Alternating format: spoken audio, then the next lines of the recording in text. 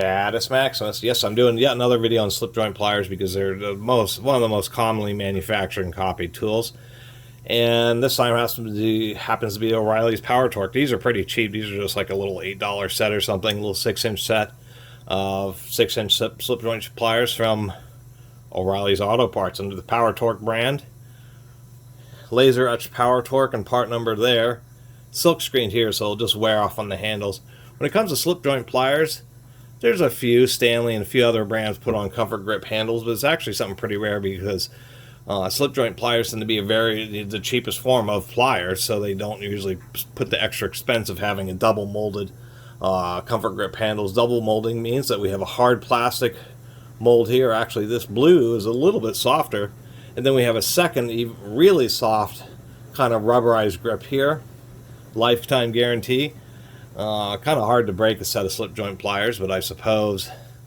And the most common issue is if you really do use these a lot, then what ends up happening is the little pin gets worn, and so when you use it, either the pin gets worn or these two little bumps in the slot, because it's two holes that are drilled, basically look like they're drilled just a little bit offset, and so there's a little bump here, kind of looks like a peanut, and then those little bumps end up wearing out. So if you really use it, you grip onto something and then this jaw will slide. So that would probably be the most common warranty.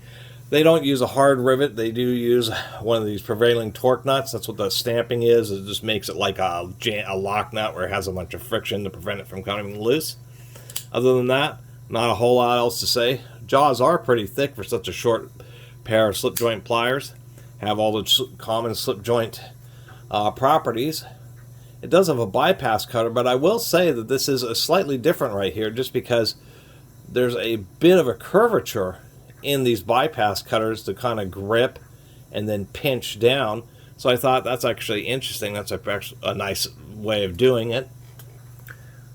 The little teeth on the general gripping area in the middle aren't as aggressive as I'd like. Usually those on slip joint pliers, these teeth are super aggressive, and then just standard serrations on the end. So anyway, just a little video to document the fact that even places like O'Reilly's Auto Parts are still selling slip joint pliers, even under their more modern brands. These aren't the greatest. Maybe these were stepped on or something, but we can see the handles are a little bit twisted and kind of contorted.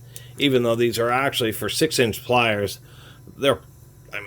no matter what direction you're working at, these will be effectively indestructible by using by hand, just because you're not going to be getting enough leverage on these to ever really break or damage these pliers. So I have to assume that this kind of warping there is just the fact of slip joint pliers. They just aren't manufactured to the most extreme of tolerances because they are a cheap hand tool. I just thought it was still interesting that O'Reilly's Auto Parts still selling them.